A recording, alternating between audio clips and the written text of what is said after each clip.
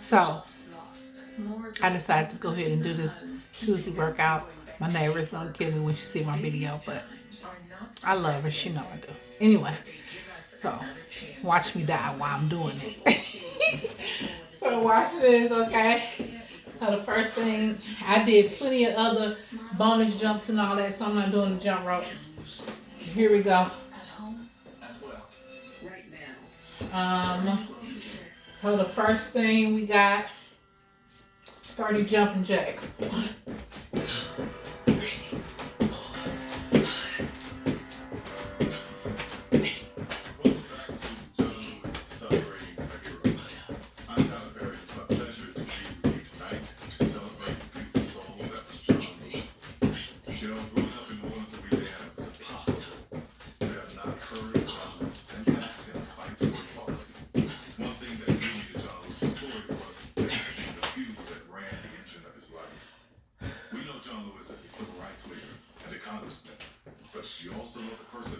Scratch the stuff off as I go. He preached his first public sermon 5 days before he turned 16, on a theme of a praying mother based on the Old Testament's book of 1 Samuel.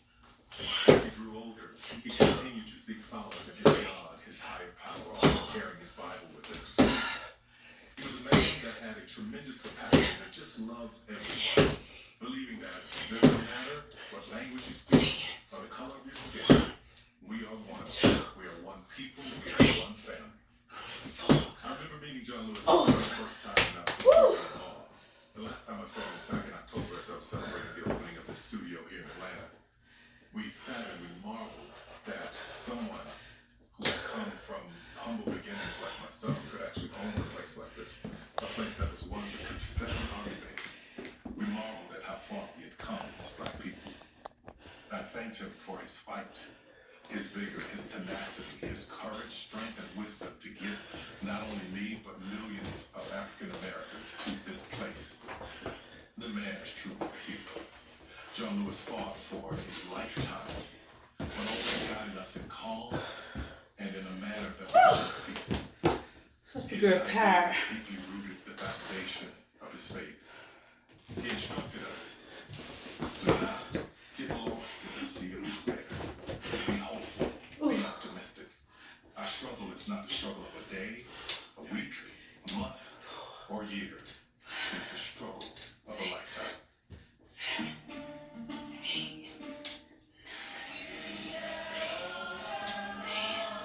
We knew there was a possibility that we might be beaten. We knew there was a possibility that we may face death. But our faith helped us carry on. He had an unshakable faith in God. The inspiration came from the church. In America, as a people, as a nation, we're going to get there. And maybe we will emerge as a model for the rest of the world. The justness of his cause. We have a mission and a mandate to be on the right side of history. In the face of hate, he chose love. Instead of keep out, John said, come in. He imagined none of these workouts fit but how it could be. What I'm doing. Like, I might be forgetting to start it. They should have something to just pick up the workouts as you're doing. An ideal that he bequeathed to a new generation. So the other workout. We forgetting to turn it on. My feet are sliding. I don't know if this is gonna help me. You should know. Probably not.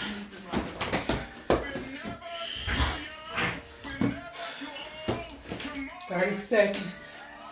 Starting now. He showed us how to hold your head up high and look people, in the eye and still know that you have love.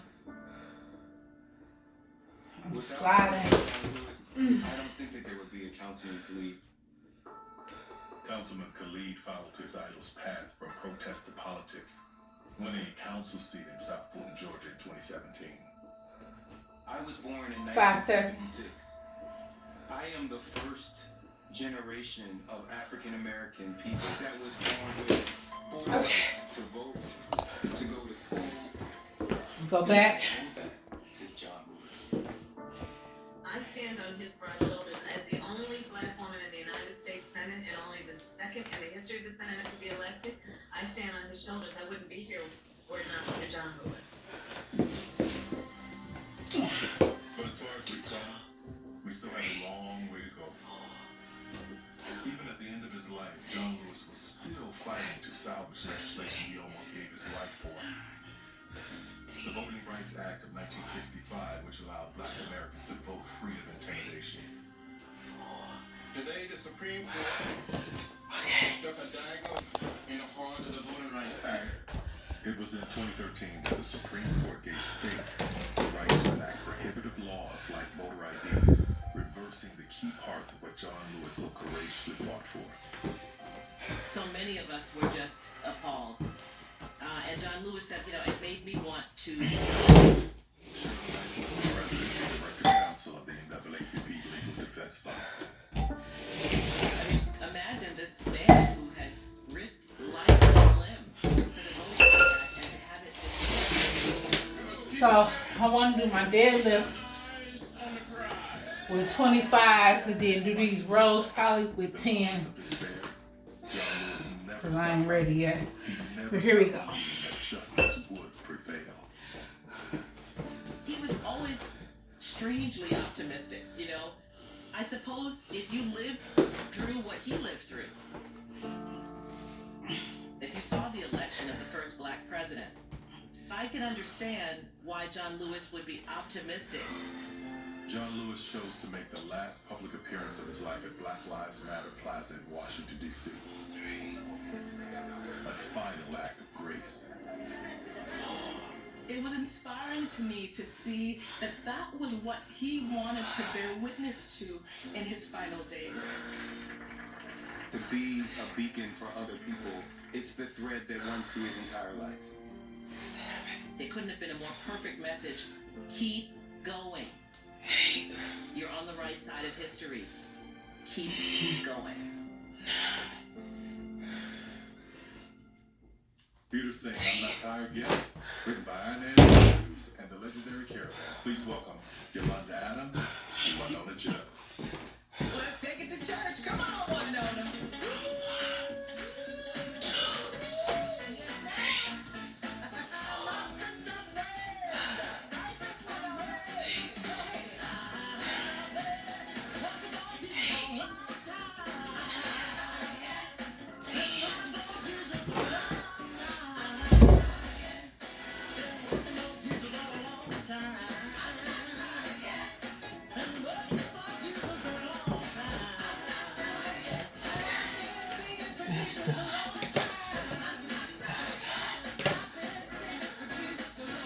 Okay, here we go.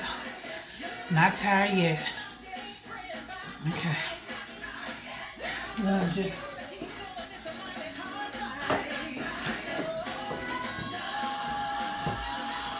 I'm not tired yet.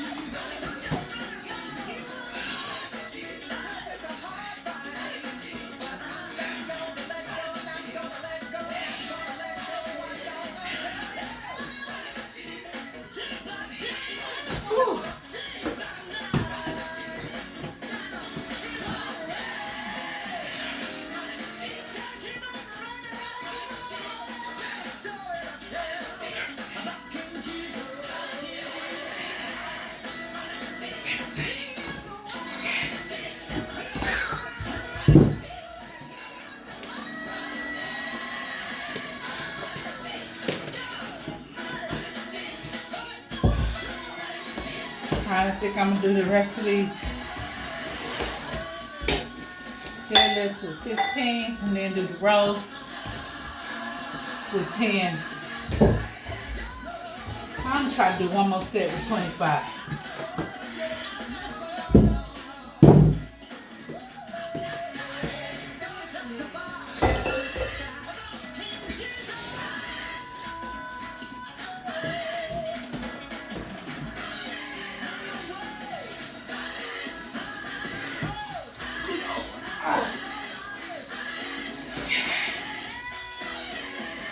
Here we go.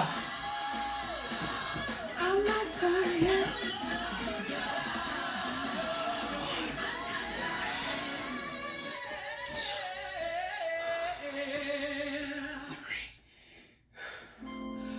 What an incredible evening it's been to honor such an extraordinary man. A man of great vision who lived a life with the purpose of making sure America lived out its ideals.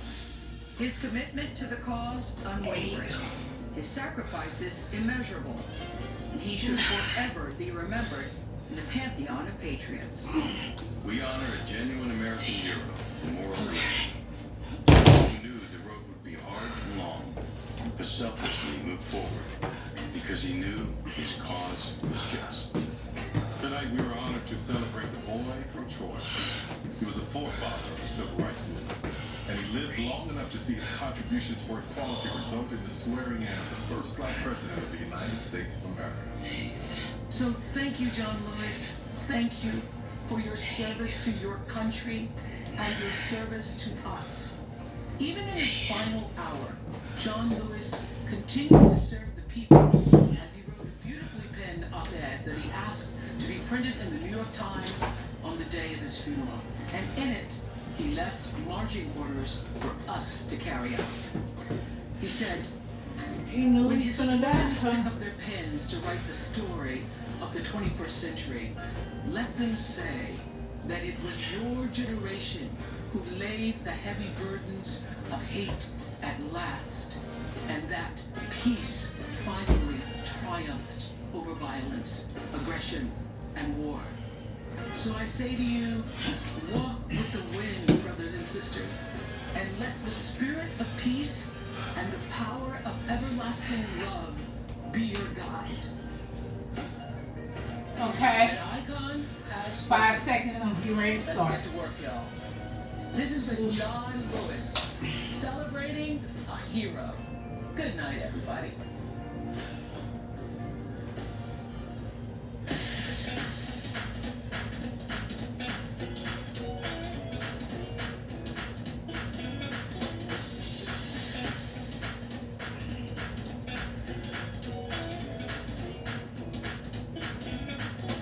Five, 4, 3, 2, and 1.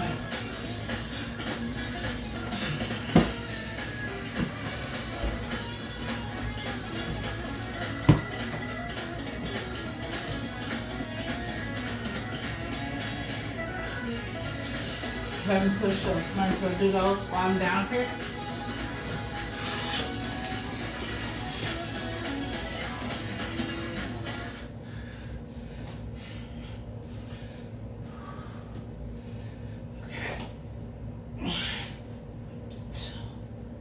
P&G salutes John Lewis, the Lion of Civil Rights.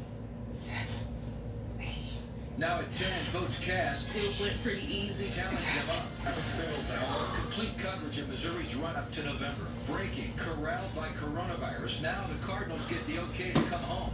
But what's next? There's going to be some gaps. Trying to hold on to love and their plans. A wedding gone awry.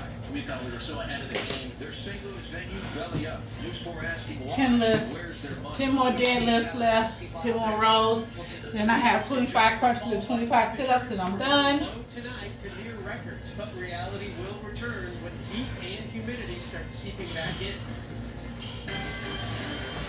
Live from the KLB Broadcast Center in downtown St. Louis.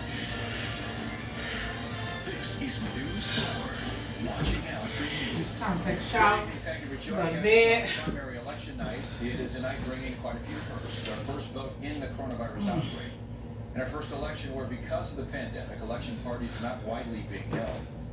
Results will be running at the bottom of your screen. We'll get to one of the most watched races of the night right at the top. St. Louis County Executive Sam Page wanting to fill the rest of the term that was originally won by the now imprisoned Steve Stenger. With 56% of precincts reporting, Page is currently leading his three Democratic challengers with 39% of the vote. News 4's Corey Stark is live this evening after talking to candidates in this race. Yes, Steve, from the time absentee ballot results started coming in after the polls closed at 7 o'clock, County Executive Sam Page has been in the lead, and Page has not made any statements so far tonight, but we've had a chance to talk to the other Democratic frontrunner candidates, Jake Zimmerman and Mark Mantovani, who both say they expect it will be a long night and say no matter who wins, the people in St. Louis County must come together, especially during this pandemic. The virus doesn't care how you vote, and the virus doesn't care Wish I could do those roles like that. you live in. The virus doesn't care what part of Give me a minute. you live in. And so to me, what's critically important is that no matter who wins tonight, we all need to come together. We're a baseball team that doesn't have very good starting pitching. We've got a rally late in. That's where we are. I think it's going to get a lot closer. Whether we get over the hump or not, just remains to be seen. We'll be watching, and if we do, terrific, and if we don't, we'll wish everybody well. Again, Dr. Sam Page currently in the lead, and with Mantovani and Zimmerman closely behind. As I mentioned, Dr. Page has not made any statements yet about the current results, but he is expected to do a Facebook Live at some point tonight. The St. Louis County voter turnout this year was 38.5%. That's down from the 2018 primary, which saw a 42% voter turnout. Of course, any updates we'll bring to you right here on air and on the KMOV News app. Steve. All right, Corey, thank you. Meanwhile, every St. Louis County executive in the past 30 years has been a Democrat. A Republican has not held the office since 1991. In November, Paul Berry III will be the Republican challenger. He took the party's nomination tonight, defeating Ed Goldgerman with 57% of the vote. 56% of the precincts reported Paul Berry III being declared the winner in the Republican primary. Right now, precincts statewide are still reporting their votes for Amendment 2, which would expand Medicaid to many low-income Missourians. The vote has been tight all evening. Hope says yes. Right there. People need damn Medicaid. They can't even get no damn psych help. 49% saying no. If the amendment passes, Medicaid eligibility will be given to those between the ages of 19 and 64 who make less than $18,000 a year individually, are those families that bring in less than $36,000 a year. Incumbent Kim Gardner is seeking a second term as the St. Louis Circuit Attorney. She's being challenged by former lead homicide prosecutor in St. Louis, Mary Pat Carl. Gardner defeated Carl in the 2016 primary. News 4's Russell Kinsol's been keeping close tabs in this race. He's live in Benton Park this evening. Russell? Well, Steve, we're at the AWMK Foundation Event Hall. It's on Shenandoah in South St. Louis, across from Kodak's. As you know, Kim Gardner was the first African-American woman elected as circuit attorney in St. Louis. She ran on a platform of promising judicial justice reform. She showed up here at this campaign watch party about 25-30 minutes ago, thanked the voters, but then said she is not going to make a prediction on the outcome of the race. Take a listen. I don't call any elections because I'm not the election board. You know, we have to count votes, but it's about, we're celebrating just being here. We're celebrating, you know, good fortune and unfortunate crisis with the COVID-19. Okay. And I'm just here with people who support me and just want to show my appreciation regardless of the outcome. So I just want to say thank you. Now, Gardner has come under criticism during her time in office for the police exclusion list, a list of police officers that she said she would not prosecute cases where they were the lead investigator because she didn't trust them. Most recently, for filing charges against the McCloskeys, a couple who pointed guns at protesters. In fact, last week at the special session of the legislature, there was legislation that was proposed that would allow the Attorney General for the state to step in during certain case prosecutions, to co-prosecute, and in some way also to direct how she would handle cases. That's at the special session, not likely to get voted on or passed, but mostly symbolic. We're here, and we'll have reaction whenever we know the outcome of this race. Live in South St. Louis, Russell Kinzel, News 4. In Missouri's 1st congressional district race, votes continue to be counted. Democrat Congressman Lacy Clay seeking his 11th term. He took over that seat from his father in 2001. He's being challenged by Cori Bush. At the moment, Clay leading by 7 points with 50% to Bush's 43%. We have live pictures from Cori Bush's campaign party at National Bridge in Lucas Hunt. Clay defeated Bush in the primary in 2018. She's been billing herself as a progressive, even garnering support from Bernie Sanders, but right now the incumbent Clay leads that race. The Republican and Democratic primaries in the Missouri gubernatorial race were over early this evening, as expected. November's race will be what is widely expected. Governor Mike Parson won the Republican nomination handily, defeating challenger Sandra McDowell with 75% of the vote. He'll face current state auditor Nicole Galloway in the fall. She cruised to win in the Democratic primary. Tonight, early polling shows us how this race is shaping up in November. News Force Chris Nagus is live in the control room this evening, breaking down those early numbers. Chris, what do we know? Well, that's right, Steve. There were no Five surprises, more. as you said tonight. Democratic State Auditor Nicole Galloway will take Oh my on God. Mike Parson, who ascended to the job after Eric Brighton resigned in 2018. Now, instead of holding big rallies tonight, both candidates made their remarks virtually. All eyes are now on November, and the gloves Five more. already coming off. Elections are about choices. And the simple fact is that today we are at a critical moment with two different paths. My opponent would embrace the ideas of the radical left to turn back the progress we have made and will enact more regulations, more mandates, increase taxes, and make Jefferson City more powerful. In the short time I've been in public service in Jefferson City, I've seen what's wrong with our politics and our Okay. When I launched this campaign for That's Immunity it. for 20 Women minutes and to do that workout. I Not never too bad, imagined considering I done where we did were today. But I knew then that Missouri's working families needed change. 4 I'm workouts even more today. certain of it now. All right, y'all. And because Peace. tonight's nominations were not a surprise.